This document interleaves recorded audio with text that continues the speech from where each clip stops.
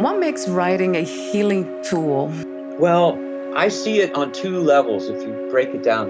One of them is the common sense approach. It's very pragmatic. And the other one gets into more deeply emotional, carefree things. For example, when I do a workshop and I could ask people, when you go to the doctor, let's just say you've just been diagnosed, so you got the blood test back or the CAT scan or whatever it is that confirms your pathology, that you have this disease in your body.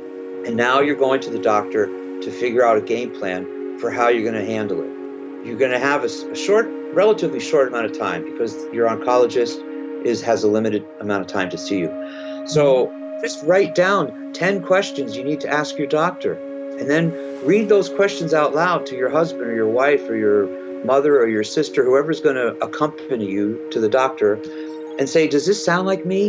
Is this really me? Am I asking a question that I think I should ask because it sounds good and I read that online? Or is it a question I need to know for me?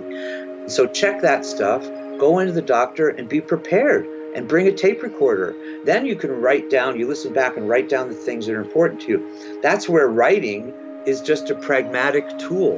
You need to, because your head's too full of all this other noise. So you need to distill it, you need to filter through and write down what's important. And then, for example, how do you communicate this to your family? This news, how do you tell your children that you're just diagnosed with cancer? How do you tell your husband or your wife? Well, it's just like any actor. An actor doesn't go on stage and know all the lines. They have to work at it, they have to practice them. So just like that, you've never been in this situation before. You've never been in this play. How are you going to tell them? What words are you going to use? Why don't you write them down first? Say them out loud. Is that you? Is that who you want to be when you say it? Are you using the words that really express yourself? Well, then try a different word or mix it up a little different. Let's try it like this. And I give them some examples and things like that. You got to figure out your own Rubik's Cube of communication. And then from there, it goes on to try to figure out fear, because it all comes back to fear. At the end of the day, just like we talk about religion, at the end of the day, we can use a million different words. God, yes, God, no.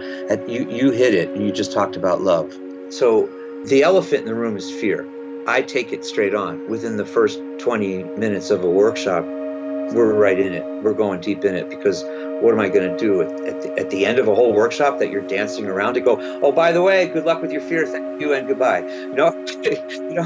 That's just highly irresponsible, let alone absurd. So I try to dive into it, relatively quickly, because that's the bear. That's the mountain to climb. That's Sisyphus, pushing the rock up the hill and it rolls back down. And we deal with our fears. They don't just go away. We have to massage them. We have to love them. We have to hate them. We got to do a lot of different things with them, because they're there and they're going to stay for quite a while.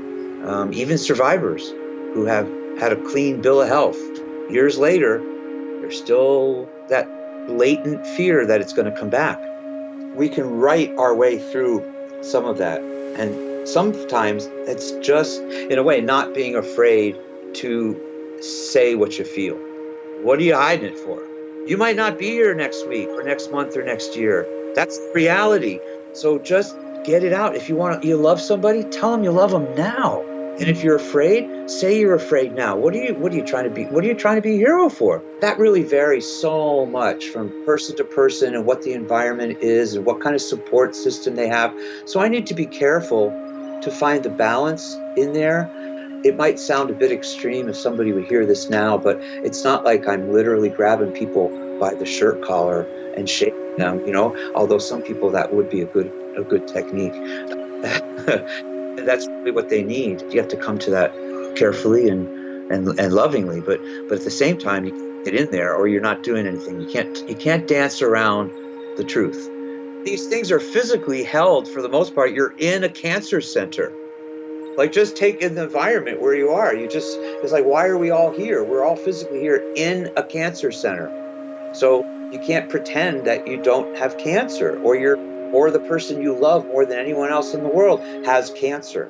We just need to face the truth. And it's a lot healthier when people can do it. So that's what I try to help him do, and give him the tools to break it down into small bites and dose it out. Just like we dose out medicine, we have to dose our way sometimes through communication. So you can't just say to somebody, okay, tell me how you feel. That's just way too big. So you got to break that down into doable doses. What is real about our fears and what's not real? Some of the fears we're conditioned to fear. When we talk about fear, we have to look at it from the basic thing. What are you actually afraid of? Are you afraid of dying? Because that's a big thing. Are you afraid of the physical pain that you're now going to have to go through as a side effect of the chemotherapy or surgery or radiation that you are facing? That's a valid fear if you've never encountered that before. I know so many patients. Sometimes they tell me it wasn't the physical pain. I know that's going to suck, but I've been through, like, I was an athlete for years, and I know I've had broken bones, or I've had knee surgeries, or I know what it's like, and I know what it's like also to have to take pain drugs, and that's not what I'm worried about. I'm not worried about the physical thing. I'm afraid that I won't be able to parent my children, or I'm afraid if I die. I'm not afraid of the death part for me and my belief in God and all those things. I'm afraid that my children are going to have to grow up without a mother or father. So then when we identify that what they are, so it's not just this blind fear. So sometimes what we do, even by writing them down, when you put something on a piece of paper, you can take ownership of it. You see it in your own handwriting, your own physical handwriting. That's why I really try to stress that. And we do that. We have notebooks and stuff where I ask people, I'm not asking you to put your phone away because I don't want you to, I want you to be here only and not communicate with the outside world. If any of you who are parents, I understand, keep your phone there, because if your kid texts you, they don't know that you're in this workshop, text them back. So then you have a clear mind and you can focus. That's fine. I don't mind the phones being there. But don't use the phone to jot the notes down, because that's anonymous.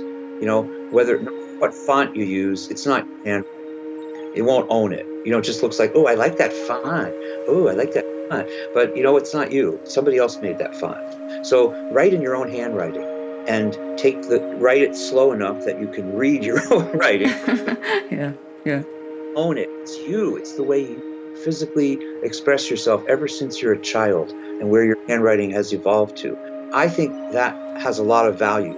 It sounds superficial, but especially nowadays, where we spend so much time on keyboards, whether they're on our phone or an iPad or a computer, whatever it is, the physiological thing that happens when you write by hand.